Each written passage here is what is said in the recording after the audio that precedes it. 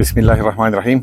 Të gjitha falënderimet janë vetëm për Allahun, Zotin e gjithësisë, dhe salavatet mbi Muhammedin a.s. në ditën e bukur të xumas, së datës 17 korrik 2026 apo 3 Safer 1448 Hijri. Muhammedi sallallahu alaihi wasallam na thot në një hadith: Jahudët nuk ju kanë zili për asgjë më shumë se sa për amin dhe për selamin. Në këto fjalë, vëllezër dhe motra, fshihet një sekret shumë i thellë. E para, të thënët amin pas Fatihas nuk është një tingull i zbrazët, por një thirrje që ngrihet drejt qiellit për udhëzim në rrugën e mesit, midis teprimit që shndrohet në zjarr dhe mungesës që kthehet në hije të vdekur. Është një kërkesë për të qëndruar në rrugën e drejtë.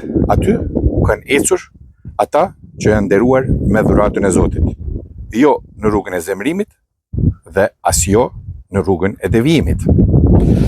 Ato që kanë rënë në zemrimin e Zotit, për të cilët mufesirët, komentatorët e Kur'anit, thonë se janë jahudët, janë ata që e mbyllën zemrën në kafazin e apatisë dhe humbjes. Ndërsa ata që humbën rrugën, siç thonë mufesirët, janë të krishterët, janë ata që u tritën në ekstremizëm, në tepri dhe në arbitraritet. Rruga e drejtë shtrihet si një urë drite midis këtyre dy humnerave.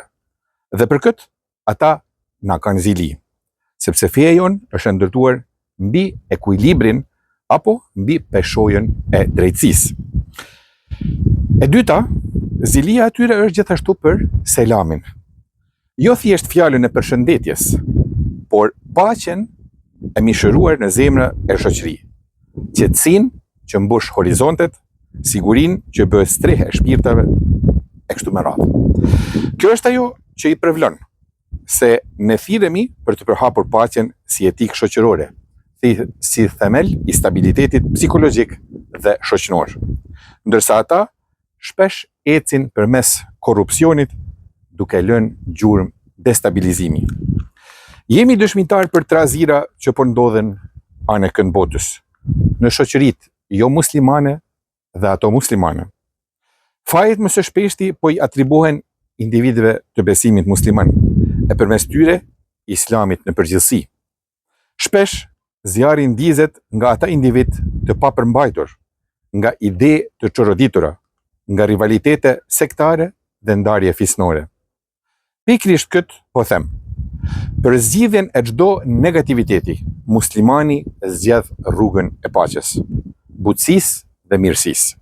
Sepse çkado që zgjidhet me butësi, zbukurohet, kurse çkado që tentohet të zgjidhet me vrazhdësi, ajo veçse shëmtohet. Andaj themi, ilaçi mbetet i njëjtë. Muslimani detyrohet të mbjellë paqen me gjuhën dhe me veprën e vet. Përhapja e sinqertë e selamit është ndër veprat më të mëdha, sepse ajo është frymëmarrje për shpirtin dhe themel për qetësinë e botës.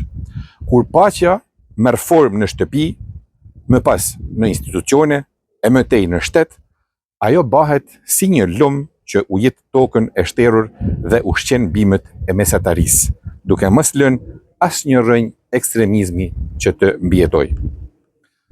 Vëllezër dhe motra, e bëjmë një lutje edhe themi: Allahu na zbukuroft jetët tona me paqe dhe me butësi, na largoft nga ngatërresat e mosmarrveshjet dhe na i ofroft zemrat me njëra tjetrën.